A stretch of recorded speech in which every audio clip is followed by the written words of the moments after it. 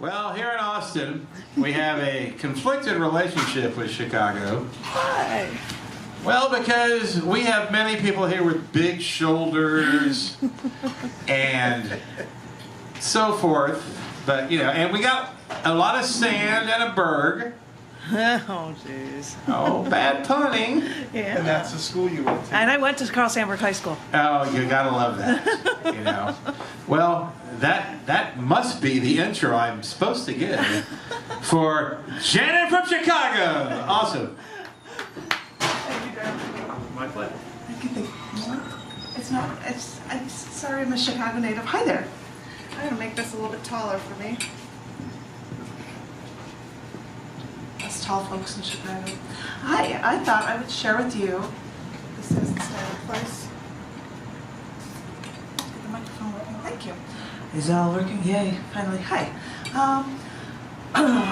Yes, I'm a Chicagoan, but in coming to Austin, I have just recently released 2 books of poetry that I have written here, and one of them is stuff I've done at shows. This book is called Pheromemes, collection of show poems. And no, pheromemes is not a word, but if you can be attracted to somebody's pheromones, maybe you might be attracted to my memes or my words or my ideas. So this is a collection. So I was just going to read 3 pieces from past shows that I've had here in Austin, and I hope you like them, and I hope I can see in this awesome, phenomenal light. This one is called Every Soul Celebrates. A poet once described Saturn mythology. Saturn, it says, devours its children. Yes, it's true. I know it.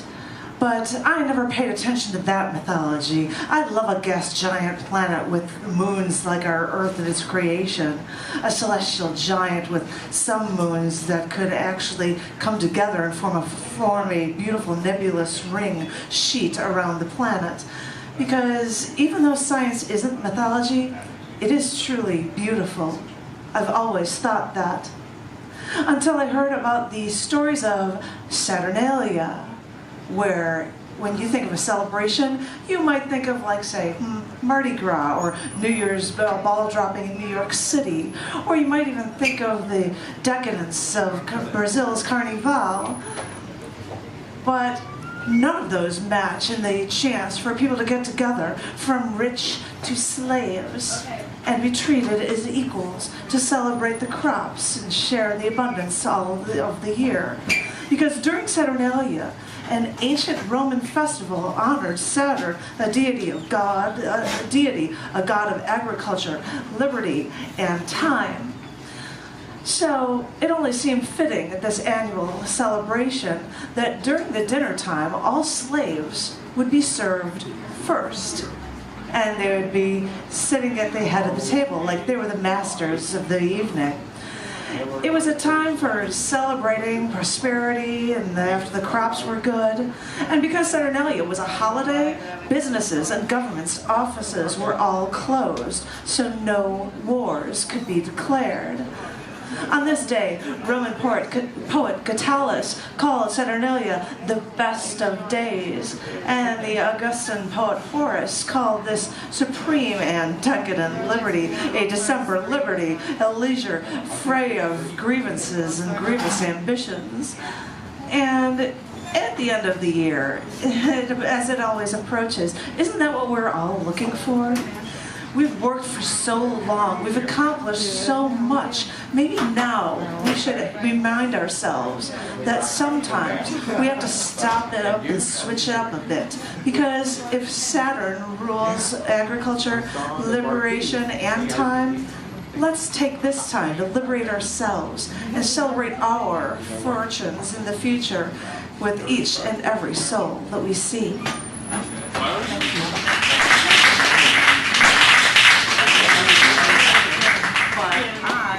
Share with you, since I just did an end of the year one, I will do 2 from a springtime show for you. This first one is called, I think I'll do this one. Aha! Entering the War Room. One spring, it was one spring when we were all in college, and I was taking a political science class, and really, it was really easy. I was an engineer, so this was like not really difficult to go through. But it was cool that this classroom only had one giant oval table, and all the students would all sit together. I was in this class with a few of my friends, and we'd pass notes with each other every once in a while when we were entering the war room, and we would all be at this giant table. Well, one day, we realized, I don't know what the actual passage was about at first, but while we were there, the TA was talking, and the three of us passed a note while paying attention in class.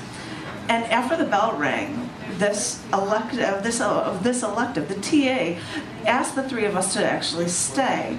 And when the last student left the room, when that door closed, the TA sounded like some sort of a general putting on his most evil face and lambasting us and screaming at us for there, all because we should never pass notes.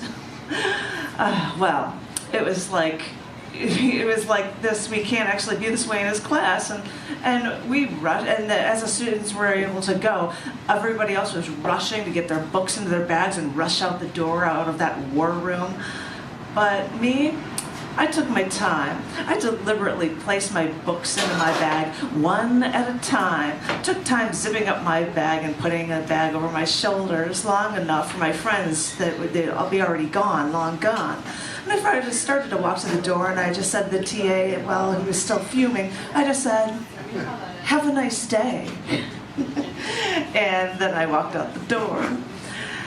In the next weeks of class, I made a point to raise my hand when he asked a question, and once I even corrected him, just because I was passing notes, I knew what I was doing there in this elective, and besides, it was spring.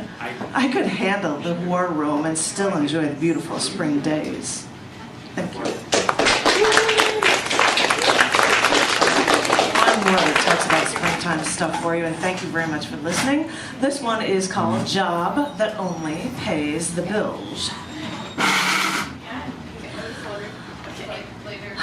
I told my boyfriend on a spring day that I was quitting my job as this art director. I mean, being this art director, supervising maybe 8 people. I designed 2 magazines. I mean, this was a big thing that I was quitting my job, this well-paying job.